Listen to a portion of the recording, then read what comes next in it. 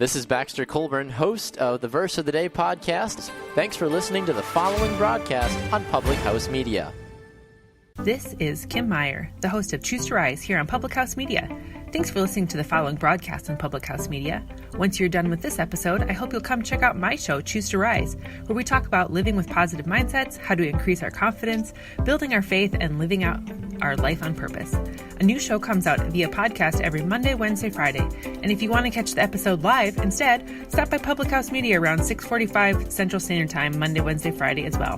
Don't forget to subscribe on iTunes so you'll never miss an episode of Choose to Rise. Thanks again for checking out the following broadcast on Public House Media.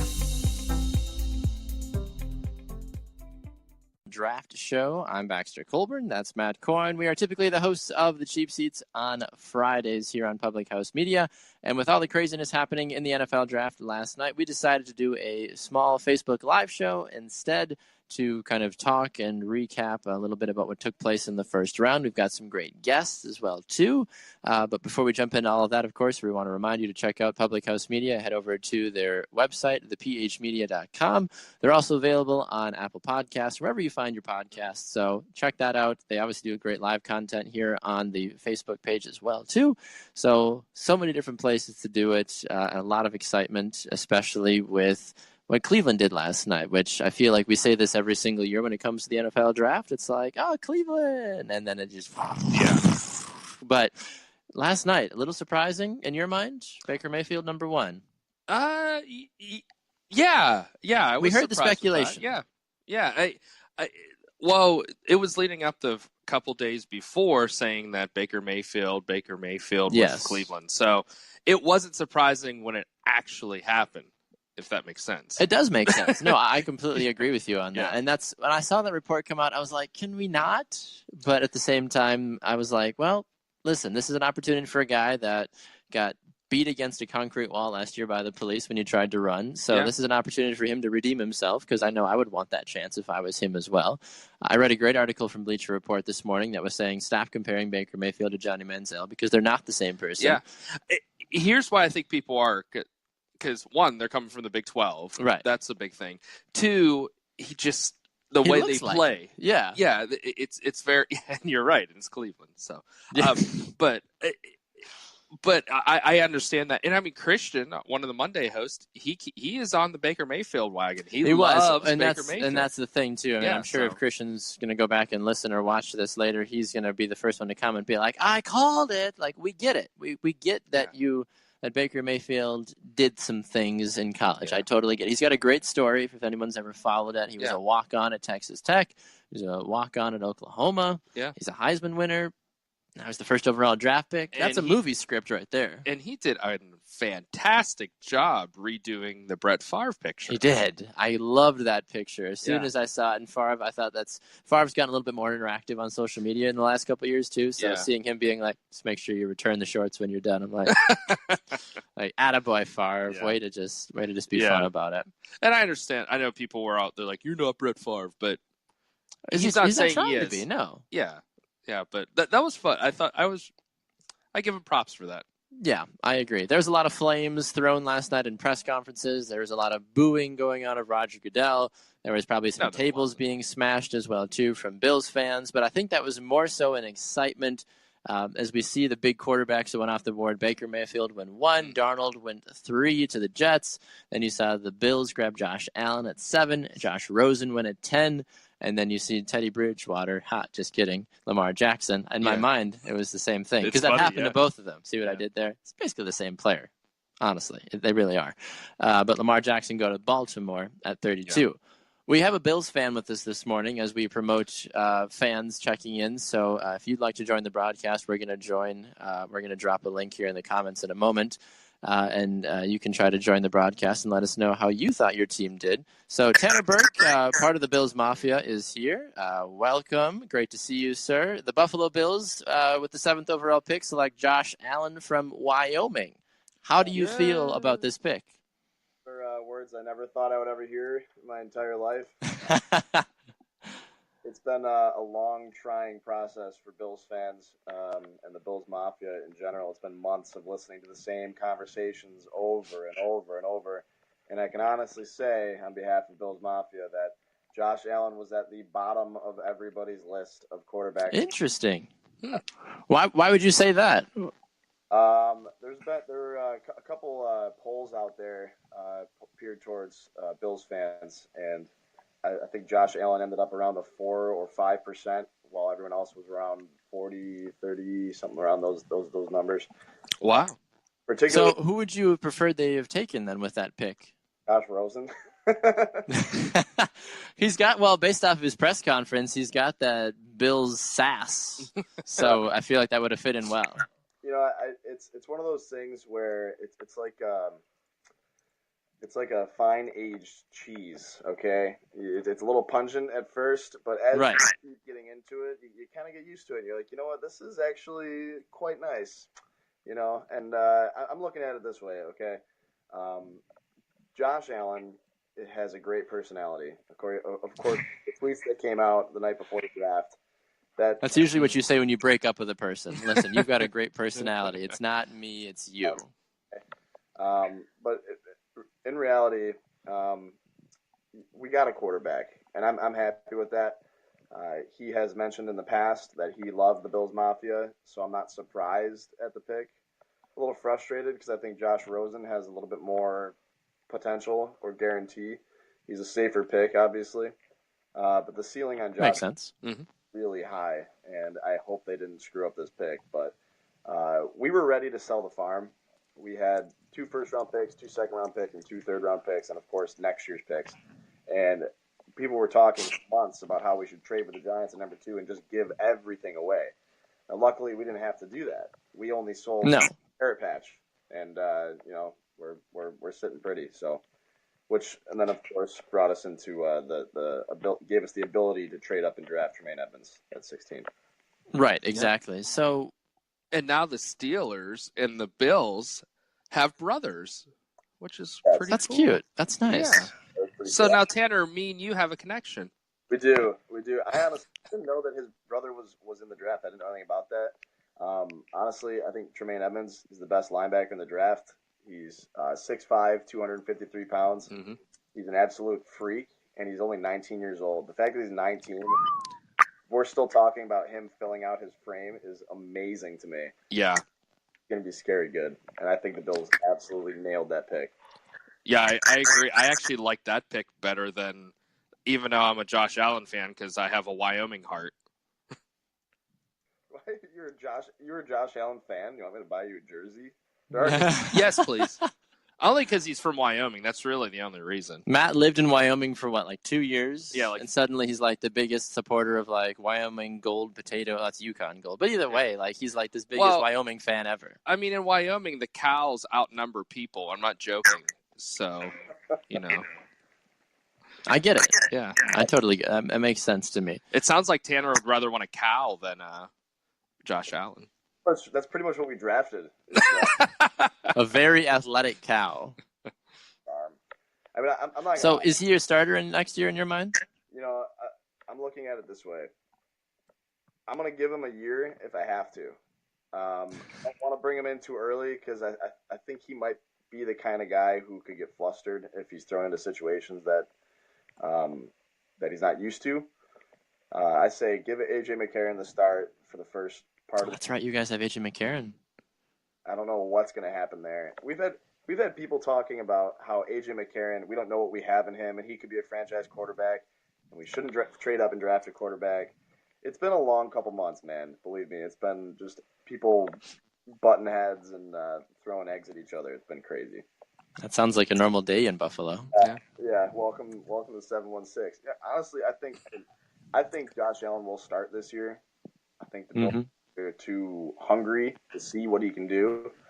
And if he shows up at camp and he's better than A.J. McCarron, I don't see why Sean McDermott and Brandon Beane wouldn't start him week 1. But I don't see it happening until maybe the first quarter of the season or something like that. Sure.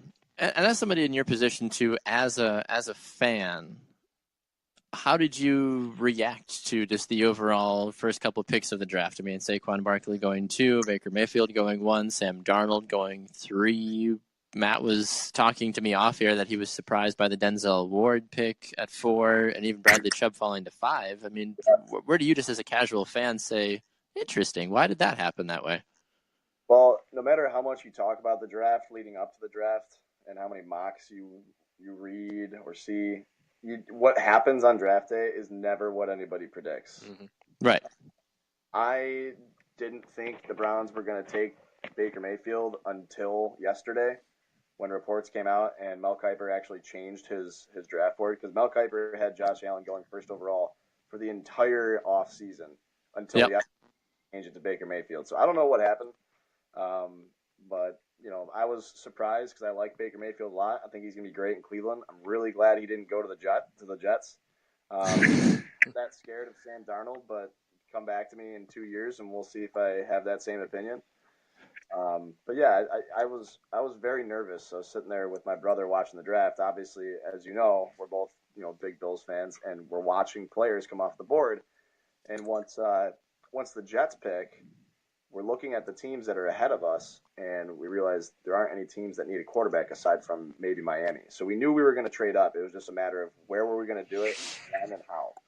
So the draft in general was amazing. How much of a conspiracy are you buying into the fact that Buffalo is in the 7-1-6 and their picks were 7 and 16? Did Trevor comment that on Facebook? He did. Okay, because I told him not to bring it up.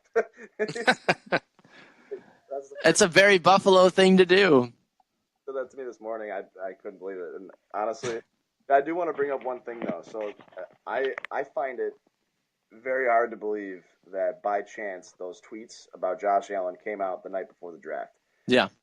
I can only imagine that every team has one person that is specific. Their specific job is to go out and research the social media of their prospective players, maybe at least the first round talent. Mm-hmm. It would blow my mind if these teams didn't already know that those tweets were out there. So for the fact that they get released the night before makes me believe that a team maybe released them out there to get him to fall to them. Whether or not that was the Bills, I have no idea. But if it was, it might be a stroke of genius. Well, and I saw two people were saying that those came out conveniently at that time just so he wouldn't have to worry about getting drafted by Cleveland. Which is a cheeky strategy if that were the case. But Cleveland at that point would be like, we'll take him. We don't care what you've done. But then they go and get Baker Mayfield, though, so you're still a guy that ran away from the cops or a guy that was racist? Yeah, exactly. A guy who ran away from the cops in college or a guy who was racist at 16. Yeah. I don't know, Weren't we all racist at 16? I don't know, maybe not. But even still, we're all stupid in high school, and that's the biggest thing. So it's hard to say, that was the big reason that he fell. Who knows? Nobody fully knows in that regards, honestly. But we'd love to have you guys comment on Facebook as you are. Trevor, as you mentioned, your brother has been commenting as well, too. He said Buffalo's picks were meant to be. Side note, the Packers were huge winners trading down. And I would agree with that as well, too. We were talking off air about that a little bit, saying, hey, Green Bay, I thought it was another Green Bay year. They were going to trade out of the first round again, and then Green Bay was going to light themselves on fire and be like, we're fine, we've got Aaron Rodgers. And then finally they actually addressed a need on defense, and it worked out well. Yeah, it was very unorthodox ways to kind of move. Like we said, they went down. Why go back to then go forward? And then it worked. They made it work. Yeah, and I'm sure a lot of Green Bay fans, like you said, were like, no. As soon as I literally got up and I walked out of the living room, and I'm like, here we go again.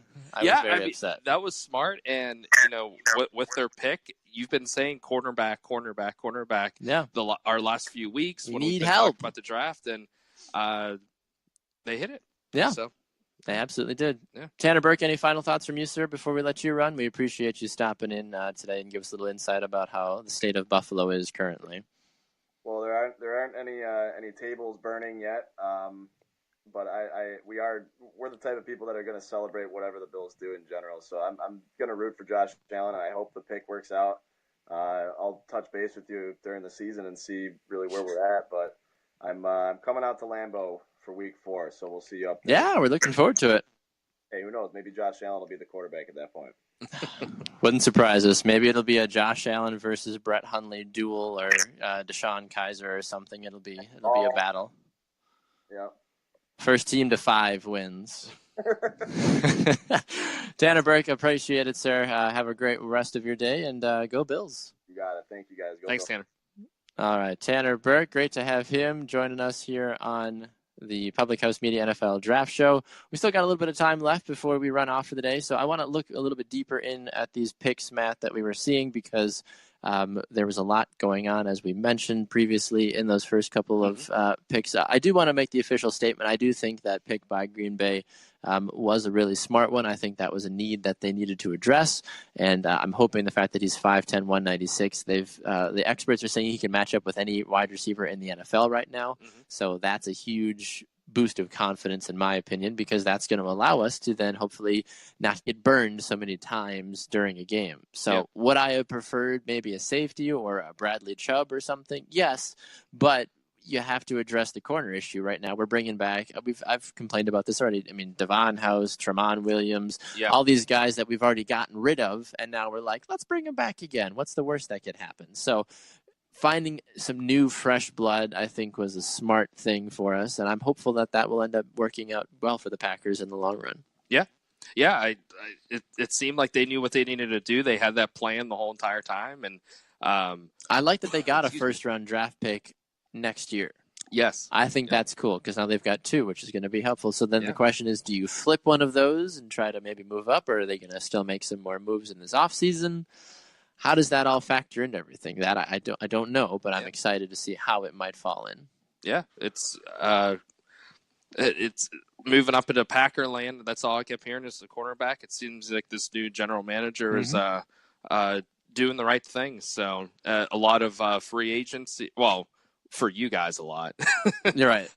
And moving around in the draft to get what they needed. So. How much do you know about Calvin Ridley, the wide receiver out of Alabama? He was reported as being the best wide receiver in the draft, and I find it interesting that another wide receiver was taken before him 2 picks earlier. DJ Moore was taken by Carolina, and then all of a sudden Atlanta, who is already wide receiver spoiled, especially with Julio Jones, goes out and grabs Calvin Ridley, just kind of sitting there like, oh, great, come on down. Yeah, I mean, I've always liked Calvin Ridley. Watching him at Alabama, he is a playmaker. He's explosive. And so I was surprised he fell that far. He kept falling, and I'm like, let's go Steelers. You know? Yeah, I was wondering if Green Bay was gonna just end up taking him because that's our wide receiver issues. Yeah, and I'm like, okay, maybe we'll take him. It didn't end up being the case, but I was also wondering if he was going to fall all the way to like New England or somebody, and they were going to snatch him, and then people were going to be really mad. But that's not the case.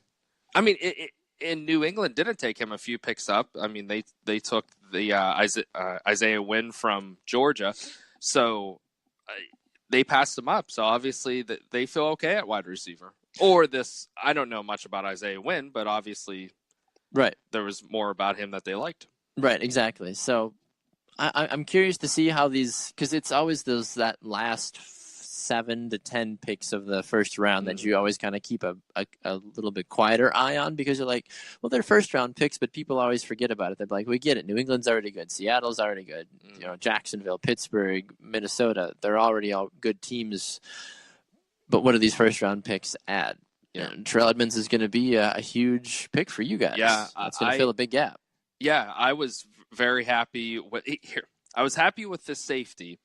The thing that shocked me, and it is echoing in the Pittsburgh area, is they pick him and they pass up Justin Reed from Stanford. They pass up Ronnie Harrison from Alabama, Jesse Bates from Wake Forest, Marcus Allen from Penn State. He was considered like 5, 6, 7 with safety. So I was shocked when they took him. Now, I was watching some of his highlights reel, and I know this is one of the biggest Yinzer things to say. He is a hard hitter. He is big, and he's fast. And so, isn't that ultimately what you need in a safety? Yes. And so when you go back to, 14, 15 years ago when they drafted Polamalu, a lot of people are like, why'd they take him? There's going to hit you. Here's the thing I say all the time. I'm not running a multi-billion-dollar corporation. These guys are. Terrell Edmonds seems like a great pick. And having Shazier, I mean, I was not crying at all during that. So. No, yeah. When he walks out to present the pick, I was like, I'm fine. It's little. I think my wife was cutting onions like directly underneath me or something, and I'm like, it's good. Yeah, it's totally fine. That was a special moment, and it was cool to see that. I loved that everybody cheered for him and all that. But yeah, Terrell Edmonds, I think they need to go wide receiver, tight end. With losing Martavis Bryant, I'm not upset with that. Second round, there's a lot of great wide receivers available. And here's the thing: the Steelers pick up their wide receivers in the later round. Yeah, Antonio Bryant.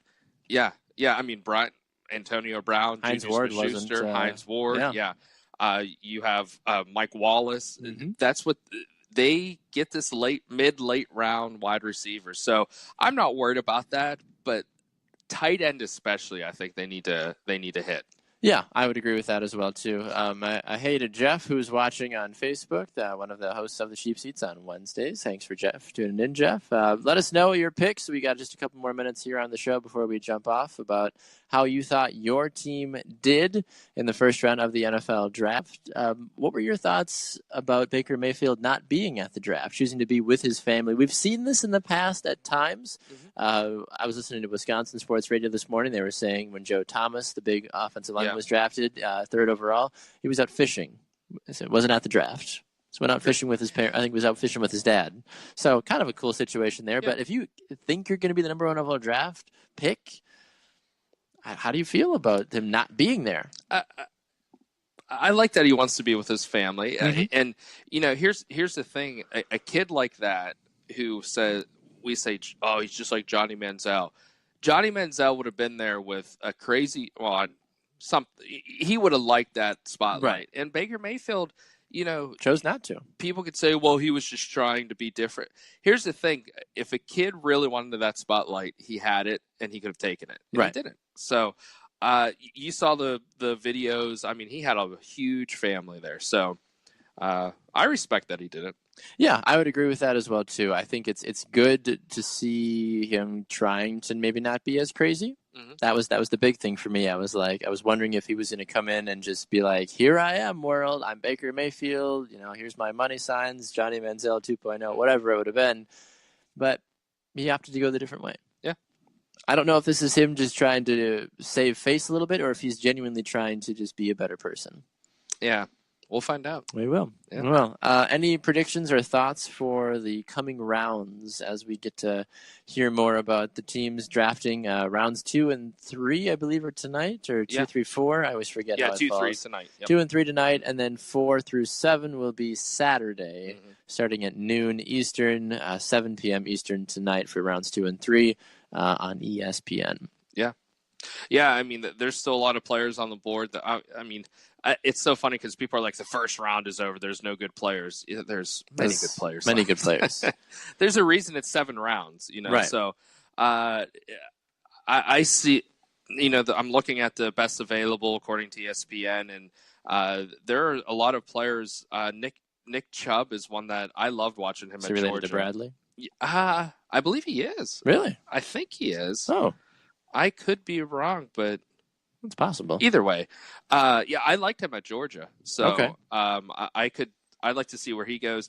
Justin Reed from Stanford, I really liked him. I liked watching him play. I liked just watching him at the combine and everything. So, yeah, there's some players left. I'm interested to see where they go.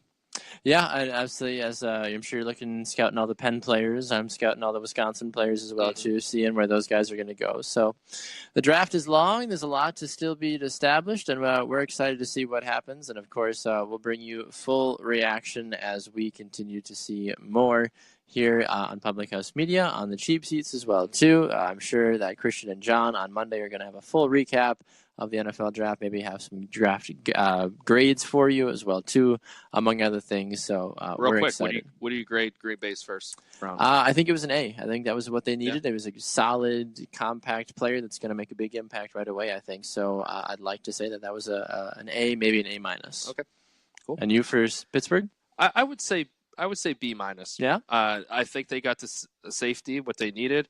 Maybe the one that you thought they were going to take. Yes, though. That's why I give them a B minus. But again, they always draft well. So yeah, I agree.